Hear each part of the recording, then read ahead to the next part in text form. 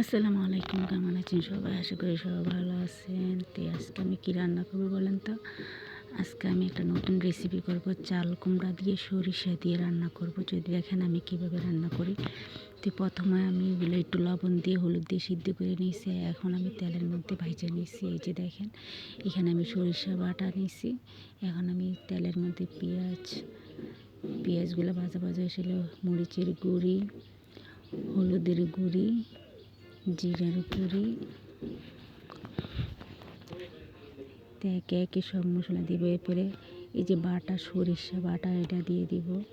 সরিষা বাটা দিবার পরে এখন নাড়াচাড়া করে এখন আদা রসুন বাটা একসাথে দিয়ে ভালোভাবে কষাবো। একসাথে ভালোভাবে কষানো হয়ে গেছে আমার প্রায়।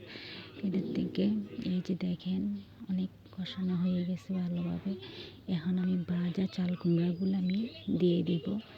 এমনি শুকনো শুকনো, এটা একটা নতুন রেসিপি। কে কে খাইছেন কমেন্টে জানাবেন। এই যে দেখেন আমি একসাথে দিয়ে ভালোভাবে কষাইয়া নিচ্ছি। আমি একটু হালকা করে পানি দিয়েছি, পানিটা দিয়েছি একটু ভালোভাবে ভিতরে ঢোকার জন্য। তো এই যে দেখেন এই কী যে মজা হয়েছে খাইতে। ফাইনাল লুকটা দেখেন।